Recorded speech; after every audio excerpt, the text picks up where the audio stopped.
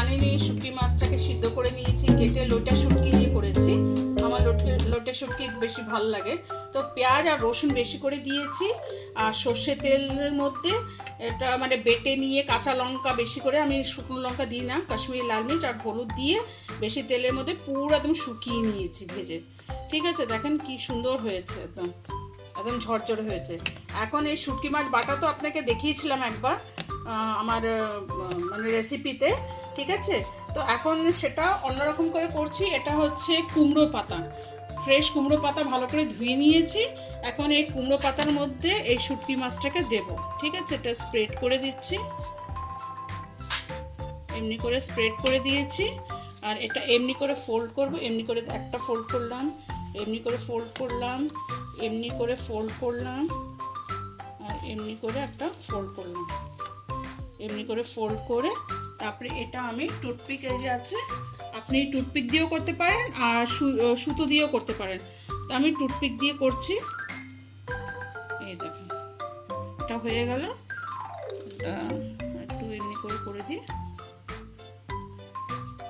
এমনি টুথপিক দিয়ে করে। এটা ঠিক হচ্ছে না, এটা আমার মানে বান্দাটাই বেস্ট হবে। তো আমি বেঁধে তো আপনাকে দেখাচ্ছি। বাঁধার দরকারই নেই এটা। তারপরে বেসন আমি করেছি, বেসনের মধ্যে হলুদ আর কাশ্মীরি লাল মির্চ আর হলুদ দিয়ে আর একটু সোডা আর একটু চালের গুঁড়ো দিয়েছি। এই বেসনটাকে ঘোল করেছি এমনি করে, একটু বেশি পাতলাও না বেশি ঘনও না, এমনি করে দিয়ে তারপর আমি ভাজবো এটা। তো একটা একটা করে ভেজে আপনাকে দেখাচ্ছি, আমার ভিডিওর সঙ্গে আপনি জুড়ে থাকুন। সুন্দর করে কুমড়ো পাতাকে আমি এমনি করে ফোল্ড করে দেখেন টুথপিক দিয়ে কি সুন্দর করে, এখন বেরাবে না। এখন এটা বেসনের ঘোলে, বেসন আর চালের ঘোলে আমি একটা মিক্স করে দিলাম।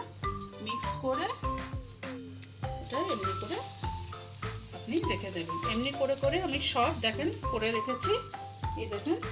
এবার এটাকেও এমনি করব, এক এক করে সব দিয়ে রাখবো।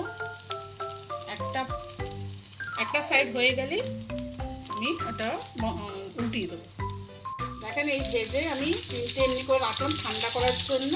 এখন আস্তে আস্তে এগুলি ভাজতে একটু টাইম লাগে, কেন কি অল্প আঁচে ভাজতে হয়, বেশি আঁচে ভাজলে বেসন কিন্তু কাঁচা থেকে যাবে, তাই জন্য অল্প অল্প আঁচে আমি ভাজছি, তো একটু টাইম লাগছে। সব এগুলি দেখেন এগুলিও করা আছে, এগুলিও বেসনে চুবিয়ে ভাজবো। এগুলি খেতে খুব দুর্দান্ত হবে।